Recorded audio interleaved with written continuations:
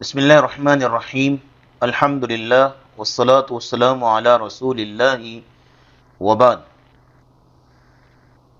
علم النحو کا آج ہمارا 50واں سبق ہے، اور آج کے سبق میں ہم اس میں تصغیر پڑھیں گے۔ فصل نمبر 7 ہے کتاب کی ترتیب سے، اور ٹاپک ہے ہمارا آج کا اس میں تصغیر۔ اس سے پہلے آپ نے اس میں منصوب تفصیل سے پڑھ لیا ہے، اور اس کے حوالے سے آپ ضرور بتائیے گا کہ وہ آپ کو کہاں تک سمجھ آ سکا اور کس حد تک آپ کو وہ یاد ہو سکا۔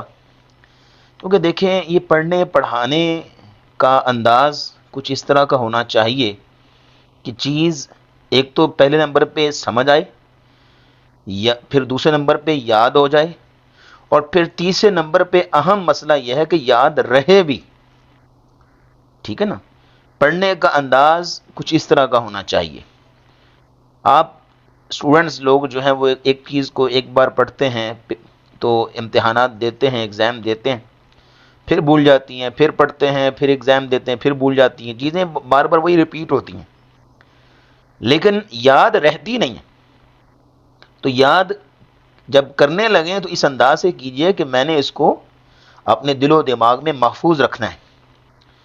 تو بہرحال یہ اس میں منسوب جو ہم نے لاسٹ ٹائم پڑھا، اس کے حوالے سے آپ نے ضرور اپنے فیڈ بیک کا اظہار کرنا ہے کہ کہاں تک آپ کو اس کی سمجھ آ سکی اور کس حد تک آپ اس کو سمجھ سکے۔ اور دیکھیں، یہ چیزیں آپ شیئر کیا کریں۔ اگر آپ کے ذہن میں کوئی اور مثال ہو وہ لازمی آپ ڈسکس کریں، کوئی اور اچھے انداز سے آپ کے پاس آئیڈیا ہو ڈیفینیشن کو بیان کرنے کا، وہ بھی آپ ضرور شیئر کریں۔ تو اس لیے کہ یہ چیزیں فائدہ دیتی ہیں، ایک سے دوسرے کو، دوسرے کے بعد تیسرے کو، اس کے بعد چوتھے کو، لوگوں کو فائدہ ہونا چاہیے۔ امت کی خیر خواہی اور فلاح کا جذبہ انسان کے اندر ہونا چاہیے۔ تو بہرحال آج کے سبق میں ہم نے اس میں تصغیر پڑھنا ہے۔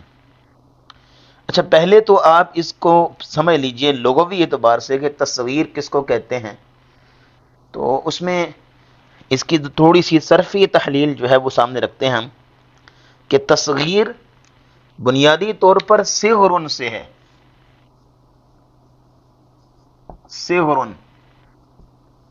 اور صغر عربی زبان میں چھوٹے کو کہتے ہیں، چھوٹے کو، اور اس کا الٹ جو ہے وہ کبر ہے۔ کبر، کبر بڑائی کو کہتے ہیں، اور صغر چھوٹے کو یا چھوٹے پن کو، چھوٹے پن کو کہتے ہیں، اور اس کا الٹ کیا میں نے بتایا، کبر ہے۔ اور صغر اس سے باب تفعیل بنتا ہے تصغیر، صغر یصغر تصغیر، اور تصغیر کا معنی یہ ہوتا ہے کہ کسی کو چھوٹا ظاہر کرنا، کسی کو چھوٹا ظاہر کرنا یا کسی کو چھوٹا سمجھنا، یہ تصغیر ہوتا ہے۔ اور تصغیر کا الٹ جو ہے نا وہ تکبیر ہے۔ تکبیر کہتے ہیں، اس کا الٹ ہے، تکبیر کہتے ہیں کسی کو بڑا سمجھنا، کسی کو بڑا گرداننا، کسی کی عظمت، شان و شوکت اور جاہ و جلال کا اظہار کرنا تکبیر ہوتا ہے۔ جیسے ہم مسلمانوں کا جو عقیدہ تکبیر ہے، ہمارے سامنے اگر تکبیر کا لفظ بولا جائے تو ہم کیا سمجھتے ہیں کہ اللہ اکبر، کہ ساری بڑائی، کبریائی، بڑا پن، عظیمت، یعنی عظمت اور شان و شوکت، یہ ساری اللہ کے لیے ہے، اللہ اکبر ہم بولتے ہیں۔ تو تکبیر کا مطلب ہوتا ہے کہ کسی کی عظمت کا اظہار کرنا، کسی کی بڑائی کا اظہار کرنا۔ اور تکبیر کا الٹ ہے تصغیر۔ تصغیر مطلب ہوتا ہے کسی کو چھوٹا ظاہر کرنا، اور کسی کی یعنی وہ ادنا سمجھنا اس کو۔ تو یہ تصغیر ہوتا ہے۔ اچھا، اب اگر آپ کو یہاں پہ اس میں تصغیر کا جو لغوی معنی ہے اور اس کی لغوی تشریح ہے وہ سمجھ آ گئی ہے، تو پھر اس کے بعد تھوڑا سا یہ دیکھیے گا کہ ہر زبان کے اندر کسی بھی چیز کے چھوٹا ہونے کو ظاہر کرنے کے لیے مختلف الفاظ استعمال ہوتے ہیں۔ جیسے ایک دو مثال آپ کے سامنے ہم رکھتے ہیں۔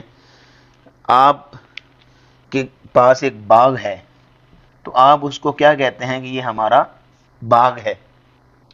ایک بڑا سا، بہت بڑا سا باغ ہے آپ کا، تو آپ اس کو باغ بولتے ہیں۔ لیکن اگر آپ کے لان میں، صحن میں یا کہیں بھی چھوٹا سا آپ نے باغ بنایا ہوا ہے تو اس کو باغ نہیں کہتے، اور اس کو کیا کہتے ہیں، وہ چھوٹا سا چونکہ ہے اس لیے اس کو کیا کہتے ہیں، باغیچہ۔ باغیچہ۔ اب یہ جو آپ نے باغیچہ کا لفظ بولا ہے، یہ بیسیکلی اس باغ کی تصغیر ہے۔ اس باغ کی کیا ہے، تصغیر ہے، کہ بھئی کوئی بہت بڑا باغ نہیں ہے ہمارا، بس چھوٹا سا باغیچہ ہے۔ تو چھوٹا سا ظاہر کرنے کے لیے آپ نے یہ اسم یوز کیا، یہ اس میں تصغیر ہے۔ اسی طرح اگر آپ کے پاس کوئی بہت بڑی اور پوری مکمل کتاب ہے تو آپ اس کو کتاب ہی کہتے ہیں۔ کیا بولتے ہیں آپ اس کو، کتاب ہی کہتے ہیں۔ لیکن اگر چھوٹی سی 2-4 صفحوں کی کوئی ہو، پمفلٹ ٹائپ، تو اسے آپ کتاب نہیں کہتے، اسے کیا کہتے ہیں، یہ کتابچہ ہے۔ کتابچہ ہے۔ جیسے ہم نے ایک کتاب تصنیف کی ہے، تو مرقات التجوید کے نام سے، مرقات التجوید۔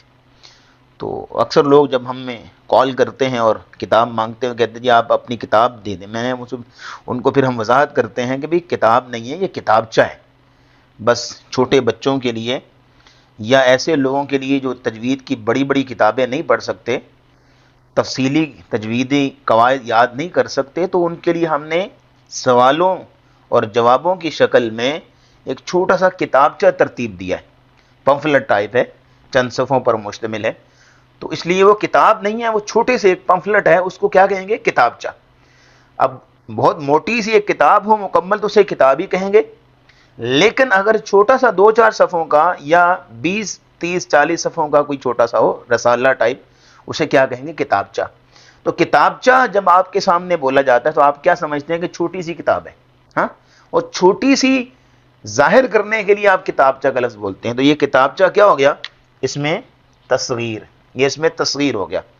اسی اعتبار سے اگر آپ کے پاس کوئی مکمل صندوق ہو تو آپ بہت بڑا سا، تو آپ اسے صندوق کہیں گے، لیکن اگر چھوٹا سا ہو تو کیا کہیں گے، صندوقچہ۔ ہاں، یہ صندوقچہ، اس میں تصغیر ہے۔ اسی طرح آپ بیٹی ہے آپ کی، تو آپ اسے بیٹی کہیں گے۔ کیا کہیں گے، بیٹی ہے۔ لیکن آپ اگر لاڈ سے، پیار سے، محبت کا اظہار کرنے کے لیے آپ اسے کیا کہیں گے، بٹیا۔ بٹیا کہیں گے کہ چھوٹی سی بیٹی۔ اب چاہے نہ چھوٹی نہ بھی ہو، لیکن آپ نے اس کو اظہار پیار کے لیے، محبت کے لیے آپ نے اس کو بٹیا کہا، یعنی چھوٹی سی بیٹی، چھوٹی سی، لاڈلی سی، تو ایک پیار کے اظہار کے لیے نا بیٹی کے ساتھ۔ اس کے بعد جیسے مثال کے طور پر ایک لفظ ہمارے ہاں، جیسے بڑا سا کھانے پکانے کا برتن ہو تو اسے دیگ بولتے ہیں، دیگ، اور اگر اسی شکل کی چھوٹی سی ہو تو کیا کہیں گے، دیگچی۔ کیا کہیں گے، دیگچی۔ تو یہ چیزیں جو میں نے آپ کے سامنے ابھی ظاہر کی ہیں، یہ والی، یہ سارے کیا ہیں، اس میں تصغیر ہیں، یہ اس میں تصغیر ہیں، کہ یہ باغ ہے مطلب بہت بڑا سا باغ ہے، کتاب ہے مطلب مکمل بک ہے بہت موٹی سی، صندوق ہے یعنی بہت بڑا صندوق ہے، بیٹی ہے یعنی بیٹی بولتے ہیں، دیگ ہے یعنی بہت بڑا سا ایک پتیلا جس میں کھانا بناتے ہیں۔ لیکن اگر ان ساری چیزوں کو چھوٹا ظاہر کرنا ہو تو باغیچہ مطلب چھوٹا سا باغ، کتابچہ مطلب چھوٹی سی کتاب، صندوقچہ مطلب چھوٹا سا صندوق ہے، بڑا نہیں ہے، دیگچی مطلب چھوٹا سا برتن ہے جس میں کھانا بنانا ہے۔